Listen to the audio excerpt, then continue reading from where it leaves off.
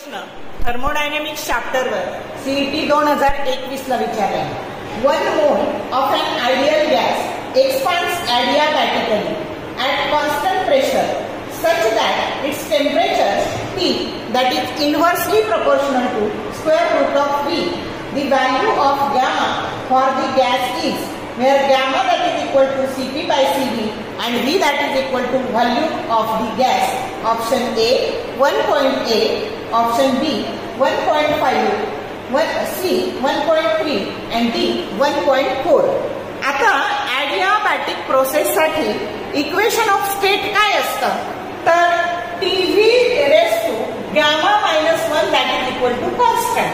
पण आपल्याला काय इक्वेशन दिलेलं आहे, T is inversely proportional to square root of V.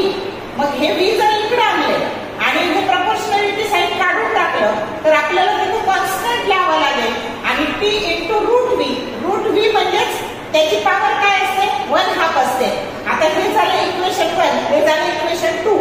दोन्हीची जर कंपॅरिझन केली तर आपल्याला दोन्हीची पॉवर कंपेअर केली B ची, तर gamma minus 1 that is equal to 1/2. आपल्याला गॅमाची व्हॅल्यू काढायची आहे. हा 1 तिकडे गेल्यावर काय झालं, प्लस झाला आणि गॅमाची व्हॅल्यू आली 3/2 that is nothing but 1.5. जो करेक्ट ऑप्शन बी आहे.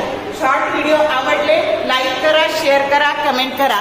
For more useful tips and tricks keep watching wings of physics. Thank you very much.